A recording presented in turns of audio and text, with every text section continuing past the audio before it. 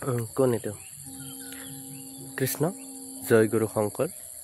কৃষ্ণ জন্ম পোৱাৰ পিছত কিয় নন্দ যশোদাৰ ঘৰলৈ গ'ল কৃষ্ণইতো নিজে ভগৱান আছিলে কৃষ্ণ বেলেগৰ ঘৰতো ডাঙৰ দীঘল হ'ব পাৰিলেহেঁতেন কিন্তু কৃষ্ণই কিয় বসুদেৱক ক'লে যে মোক নন্দ যশোদাৰ ঘৰত থৈ আহা বুলি আহক আজি সেই কথাখিনি জানো কৃষ্ণ জন্ম পোৱাৰ পিছত বসুদেৱক কৈছিলে যে মোক নন্দ যশোদাৰ ঘৰত থৈ আহা যে আহক জানো কিয় নন্দ যশোদাৰ ঘৰলৈ হৈ গ'ল বেলেগৰ ঘৰতো যাব পাৰিলেহেঁতেন তাতেও সুৰক্ষিতই থাকিলহেঁতেন কাৰণ তেখেত নিজে ভগৱান যিহেতু তেওঁক নন্দ যশোদাৰ ঘৰত বুলিয়ে নহয় য'তে হ'লেও তেওঁ সুৰক্ষিতই থাকিলহেঁতেন নন্দ যশোদাৰ ঘৰত যোৱাৰ কাৰণটো হ'ল যে নন্দ আগৰ জন্মত নন্দৰ নাম আছিল দ্ৰোণ আৰু যশোদাৰ নাম আছিলে ধৰা নন্দ তেওঁলোকে ধৰা আৰু দ্ৰোণে কৃষ্ণক পাবলৈ কঠোৰ তপস্যা কৰিছিলে গৌতম মুনিৰ আশ্ৰমৰ ওচৰতে তো বহুদিন অযুত বছৰ কাল তেওঁলোকে কৃষ্ণক পাবৰ কাৰণে যেতিয়া কঠোৰ তপস্যা কৰিছিলে আৰু কঠোৰ তপস্যা কৰিও তেওঁলোকে যেতিয়া কৃষ্ণক দেখা নাপালে তেতিয়া তেওঁলোকে অগ্নিত নিজকে প্ৰাণ বিসৰ্জন দিম বুলি থিৰাং কৰি কৃষ্ণৰ উদ্দেশ্যে কৈছিলে যে হে কৃষ্ণ তুমি আমাক দেখা নিদিলা যেতিয়া আমি জীয়াই থাকি আৰু কোনো লাভ নাই আমি এই অগ্নিৰ মাজত নিজৰ প্ৰাণ বিসৰ্জন দিম ঠিক সেই সময়তে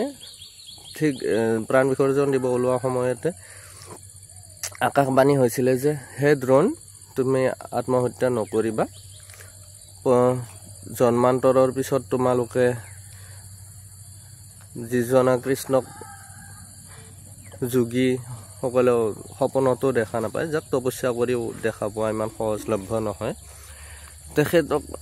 তোমালোকে পৰজন্মত সন্তান হিচাপে ডাঙৰ দীঘল কৰিবলৈ পাবা তেতিয়া কথা শুনি তেওঁলোকে নিজৰ ঘৰলৈ গুচি গ'ল পিছৰ জন্মত তেওঁলোকে দ্ৰোণ নন্দ হিচাপে জন্ম পালে আৰু ধৰাই যশোদা হিচাপে জন্ম পালে আৰু এই পূৰ্বজন্মৰ পুণ্যৰ ফলত তেওঁলোকে কৃষ্ণক সন্তান হিচাপে পালে এইকাৰণে কৃষ্ণই নন্দ যশোদাৰ ঘৰলৈ গ'ল নহ'লে নন্দ যশোদাৰ সলনি কৃষ্ণই বেলেগৰ ঘৰতো ডাঙৰ দীঘল হ'ব পাৰিলেহেঁতেন যিহেতু তেওঁলোকে পূৰ্বজন্মতে তপস্যা কৰি থৈছিলে সেইকাৰণে পিছৰ জন্মত সেই জন্মত কৃষ্ণই দেখা নিদিলে যদিও পিছৰ জন্মত কৃষ্ণই তেওঁলোকৰ ঘৰত সন্তান হিচাপে ডাঙৰ দীঘল হৈছিলে যিহেতু সেইদিনা আকাশবাণী হৈছিলে এইটো আজি গম পালোঁ নন্দ যশোদাৰ ঘৰত কিয় গ'ল আৰু ৰোহিণীৰ গৰ্ভতহে বলোৰাম কিয় জন্ম পালে সেই কথাটো জানো আহক কাৰণ ৰোহিণী আছিলে কাশ্যপ মুনিৰ পত্নী কাশ্যপ মুনিৰ 4জনী পত্নী আছিলে এজনী দিতি এজনী বিনতা এজনী অদিতি আৰু এজনী কদ্ৰু তো অদিতিয়ে কদ্ৰুক শাপ দিছিলে যে তই দেৱলোকত থকাৰ উপযুক্ত নোহোৱা গতিকে মানৱ যোনিত গৈ জন্ম পাব লাগিব আৰু সদায় স্বামীৰ সংগ পাবৰ কাৰণে আশা কৰি থাকিব লাগিব সেইকাৰণে বসুদেৱ কাৰাগাৰত বন্দী হৈ আছিলে আৰু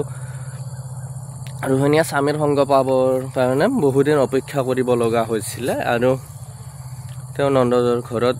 আছিলে আৰু কদ্ৰুই অদিতিক অভিশাপ দিছিলে যে তয়ো মানৱীজনীত জন্ম ল'ব লাগিব আৰু মানৱজনীত জন্ম লভিও সদায় জৰাযুক্ত হৈ থাকিব লাগিব সেইকাৰণে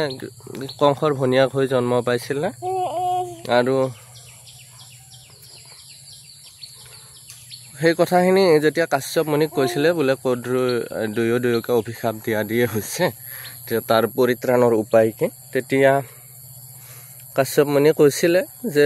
একো নাই ভয় খাব নালাগে ময়ো পৃথিৱীত যাম তোমালোকৰে স্বামী হ'ম তাত গৈও মোৰ নাম হ'ব বসুদেৱ আৰু অদিতিৰ নাম হ'ব দৈৱকী আৰু কদ্ৰুৰ নাম হ'ব ৰোহিণী আৰু অদিতিৰ গৰ্ভত পৰমেশ্বৰ কৃষ্ণ জন্ম পাব সেই কথাটো কশ্যপ মুনিয়ে অদিতিক আগতীয়াকৈ কৈছিলে, অদিতি আৰু ৰোহিণীক। আৰু বলোৰাম কোন সেইটোও জানো আহক। বলোৰাম হ'ল এই অনন্ত নাগ, যিগৰাকী নাগে ক্ষীৰোদ সাগৰত বিষ্ণুক কোলাত শুৱাই ৰাখে। সেই অনন্ত নাগে ৰোহিণীৰ গৰ্ভত বলোৰাম হৈ জন্ম পাইছিলে। এইখিনি হ'ল নন্দ যশোদা আৰু বলোৰাম ৰোহিণীৰ কথা। এইখিনিলে আজি সামৰিলোঁ।